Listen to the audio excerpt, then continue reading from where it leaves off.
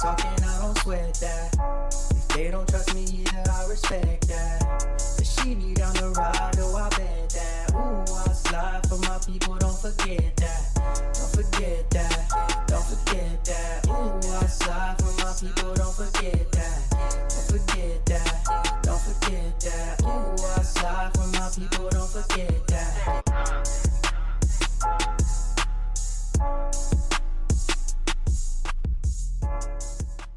Good morning, good afternoon, good evening. My name is JH. How y'all doing, Postal Family? Is everybody good?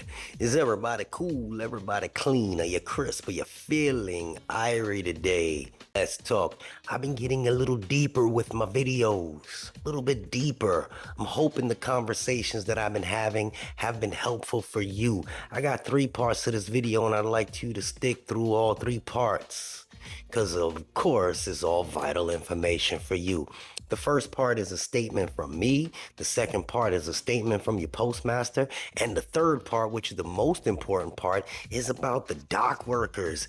And it blew my mind. I like the fact that they did what they did, but there's a part to what they did that just totally blew my mind. And I promise you, it's going to blow your mind as well. What am I talking about? Let's talk about it. But first, I had a prepared statement, and I feel like I need to say this because there's other things going on in the background. The internet is crazy right now, man, especially on TikTok, Twitter, X, or YouTube. I just want you to kind of hold that thought. As you're browsing through social media and you look at videos and stuff, you see them dancing, you see there's a lot of things going on.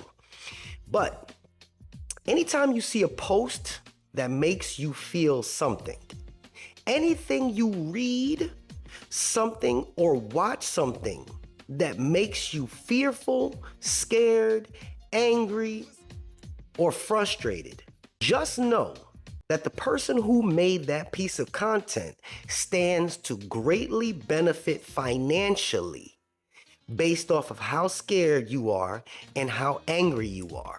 So the more anxiety they can provoke from you, and the more scared they can make you, the more you keep coming back and the more you keep scrolling. The more everybody stands to gain in this situation. Vast majority of people who are posting information about the United States Postal Service online right now are not driven by trying to inform you or trying to give you decent information. They are driven by money. It's a common thing right now, and I get it. Anybody on YouTube right now is driven by money. But the unique situation where this is a unique situation where literally anybody that knows anything about the post office can pick up their phone, make a TikTok or some nonsense and have it go viral and scare you. And I feel sorry for all of the people that are watching this right now because they're getting bombarded by several different sources of information or lack thereof. I don't want people to be scared when they watch my channel. What I want is for people to be informed, well-versed whenever it comes down to learning how we prepare and how we deal with the United States Postal Service. I've said this for a long, long time. I've talked about the good, the bad, and the ugly. It is not to infuriate you, but to make people aware that you are not alone in certain situations. And what happens is a lot of people will corroborate with each other, they'll talk to each other, and they'll help each other out in different situations. This man has never been driven by money. But I wanted to talk to you about a statement that Mr. DeJoy just made. And it's a short statement. And let me read it to you real quick. DeJoy says, our operating practices reflect a postal service designed for 3 decades ago. I get it. As we integrate our transportation process, we deliver network to logically sequence the flow of mail and packages by deploying improved operation practices in our redesigned facilities network. We expect to improve service reliability, reduce costs, and grow business. Reduce costs means he's going to cut back somewhere. That's just the facts. 2 years ago, we spoke about it. Not to scare anybody, but that's what just happened. 2-3 years ago, when you can go back in the videos, you can scroll down. People hated how much they worked. They hated that they were working 60 to 80 hours a week. It was mind-blowing. Now they cut it back, and people are not getting overtime. People are losing their damn mind. Damned if you do, damned if you don't. But they are changing things. We all got new trucks. We all got new trailers. They're implementing these new vehicles all over. They're changing the scanning practices. They're doing so many different things. This is what he's saying. The way we've been running things from the past, basically we have to get with the future. I get it. I get it. Speaking on behalf of management, but I get it. You get it too. You just don't like the way it's being delivered. Everybody wants the new stuff. They just don't like, I don't know. It's just the postal way. We just like that. They said that the service was designed for 3 decades ago when they seen today an 80% decline in first class mail and more package. 80% decline in first class mail.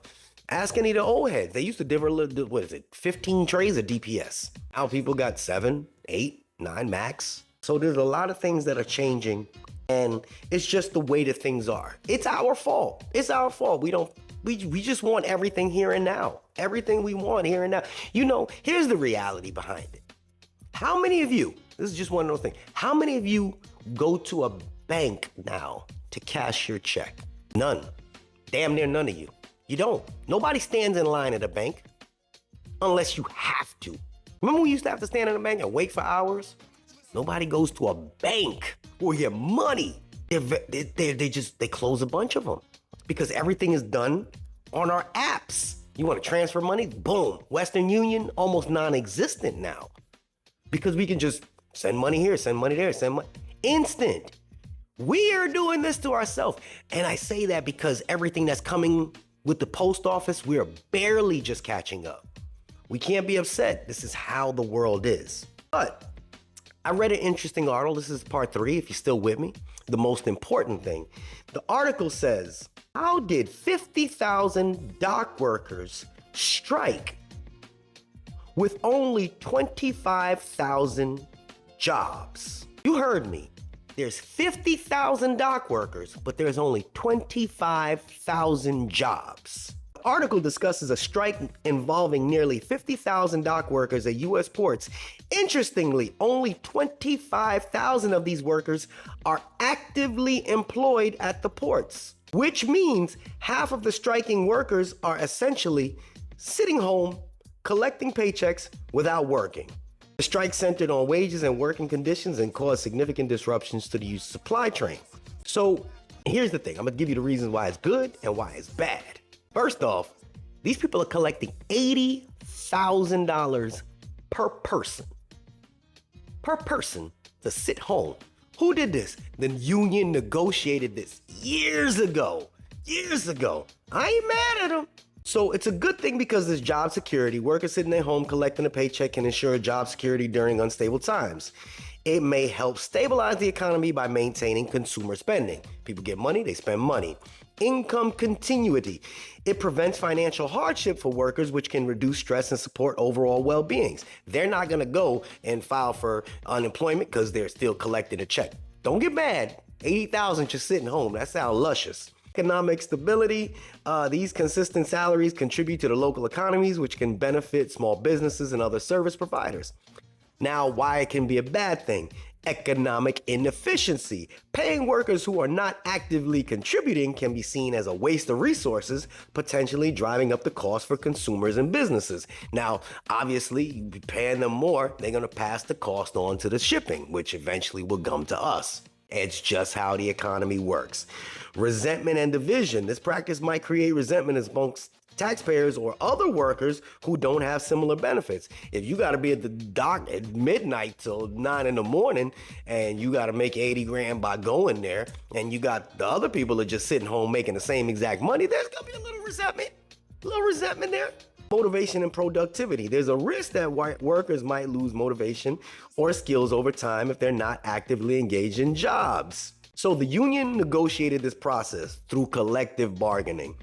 And they went through all the basic things, which is preparation, negotiation, mediation, agreement, and ratification. Same thing we're going through right now. But in the case of the dock worker strike, the union used these stages to negotiate the terms that they felt were fair, including wages and working conditions.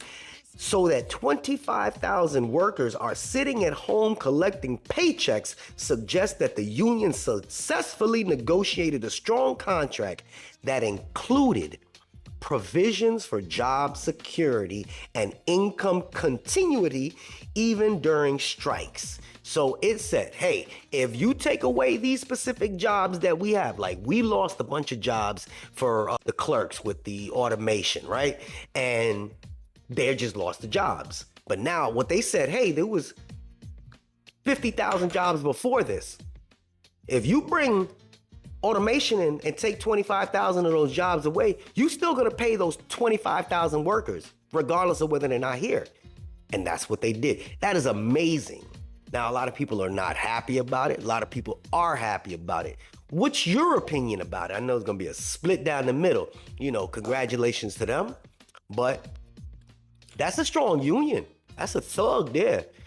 I just wanted to share that news because I felt it was good news, bad news, indifferent news. It's news nonetheless.